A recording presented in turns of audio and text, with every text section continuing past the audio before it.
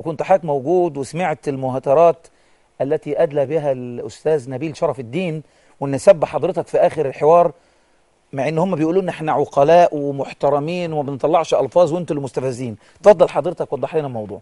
والله انا الاول بس انا بقول لكم السلام عليكم ورحمه الله وبركاته. عليكم السلام. وعايز اشيد بموقف الاستاذ محمود سلطان والاستاذ جمال سلطان، ودي حمله محترمه دفاعا عن الدين، دفاعا عن المبادئ، دفاعا عن الاخلاقيات.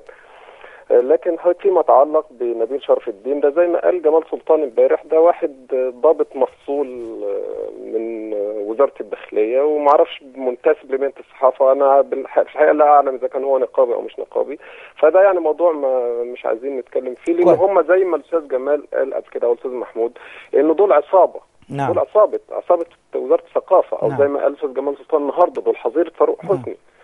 فللاسف الشديد ان دي الفتره الاخيره انتشرت ظاهره خطيره جدا، ظاهره الاعتداء والتطاول على الدين الاسلامي والتطاول على الائمه والتطاول على الصحابه. ده موضوع في منتهى الخطوره. نعم. الاخطر من ذلك اللي فعلته القناه الفضائيه بالامس. يعني قناه فضائيه عامله حلقه كامله وانا كنت موجود عشان تكرم سيد القمني. ده نعم. موضوع في منتهى الخطوره. نعم. وانهم هم يقطعوا الخط على الاستاذ جمال سلطان اكتر من مره، وانهم هم يجيبوا ناس تتفق ارائهم مع سيد القمني، فريد النقاش وغير فريد النقاش. ده برضو موضوع في منتهى الخطوره، رغم اني الاستاذ جمال يعني في اتصاله بيهم قال لهم انا عندي النصوص اللي انتوا عايزينها، اللي انتوا بتطالبوا بيها. نعم. فانا شايف طبعا الموضوع في منتهى الخطوره. وانا بس اللي انا عايز اقوله ان ده مش غريب على وزاره الثقافه. يعني اذا كانت وزاره الثقافه منحت او السيد القمني حصل على جائزه الدوله التقديريه في العلوم الاجتماعيه، فقد سبق حلمي سالم ان حصل على جائزه الدوله في الاداب منذ عامين، بعد ان نشر قصيده شرفة ليلى مراد التي فيها تطاول على الذات الالهيه، تطاول سافر على الذات الالهيه. نعم. يعني ليس غريب على وزاره الثقافه اللي تعيد طباعه كتاب روايه وليمه اعشاب البحر للملحد السوري نعم. حيدر. نعم. والتي تسببت في اغلاق جريده الشعب. ومنذ ايام قليله كان حيدر يكرم في مكتبه اسكندريه.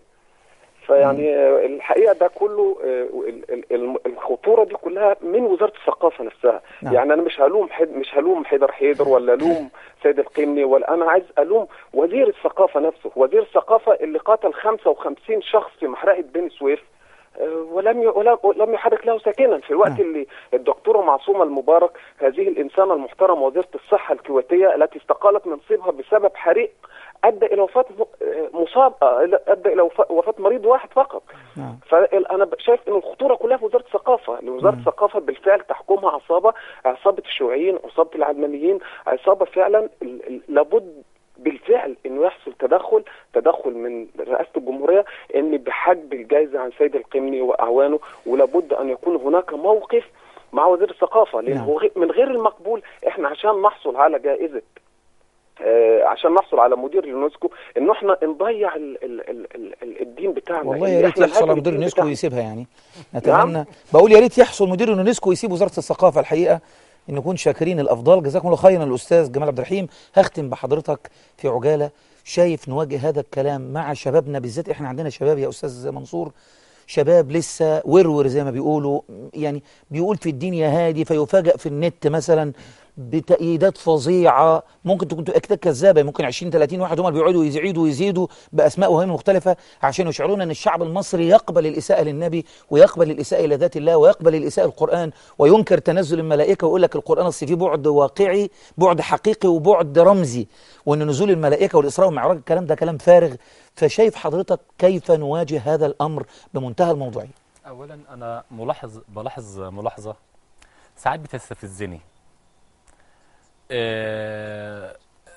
أنصار الدين الإسلامي فيه جزء منهم كسالى. نعم. وفيه جزء منهم فيه حالة استعلاء، بمعنى أنا ما ردش على سيد القمني، لا، سيد القمني له شعبية. نعم. سواء على مستوى التيار العلماني أو على مستوى الأقباط. نعم. أو على مستوى الخارجي. نعم.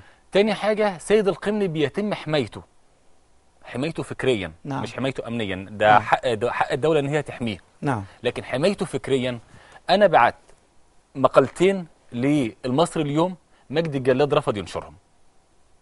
بعت دراسة كاملة لروزا اليوسف المجلة لمحمد هاني، وقابلت محمد هاني قال لي قريتها أنا والأستاذ عبد الله كمال وبنشيد بمنهجية البحث العلمي عندك، ورغم كده ما نقدرش ننشرها. بقول له ليه يا أستاذ محمد هاني بتاع البيت بيتك؟ أيوه.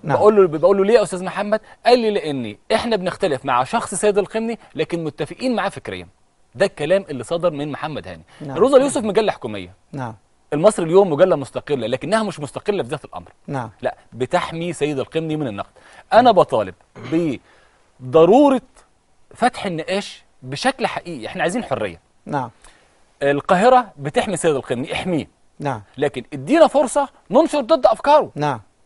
أنا عندي دراسات جاهزة. لو صلاح عيسى يجرؤ إن هو يديني مساحة ربع اللي بيديها لسيد القمني، انا مش عايز فلوس هو بيديله فلوس، انا مش عايز فلوس. بس يديني جزء من المساحه اللي بيديها لسيد القمني. انا على استعداد ابعتها له بكره، ابعتها له الاسبوع الجاي وينشرها. مش عايزين حريه، يبقى حريه لكل التيارات. انا بطالب ان لازم يكون في دراسات جاده بدون انفعال وبدون تكفير، لانهم هم بيستغلوا فكره التكفير استغلال اعلامي غبي. لكن لازم ننادي انتوا كتيار علماني، تيار جاهل، تيار مضاد وكاره للحقيقه. انا سميت دراسه سيد القمني عن سيد القمني اسمها سيد القمني الكاره للحقيقه. ودي حقيقه. هو كاره للعلم، كاره للمنهج البحثي العلمي، كاره يعني كاره للحقيقه زي ما انا قلت. جزاكم الله خيرا. الله يبارك فيك. بنشكر باسمكم والدكتور حسام عقل استاذ التربيه، والاستاذ محمود سلطان رئيس تحرير مجله المصريون، والاستاذ منصور شافعي الباحث في العلوم العلمانيه او في الشؤون العلمانيه. احنا الحقيقه جالنا ايميلات كتير جدا من البحر الاحمر وابو هاجر اليمني وسيد ويعني الحقيقه ايميلات اسامي كتير قوي كلها ترفض بشده كتابات سيد القمني وتطالب الدولة بسحب هذه الجائزة منه.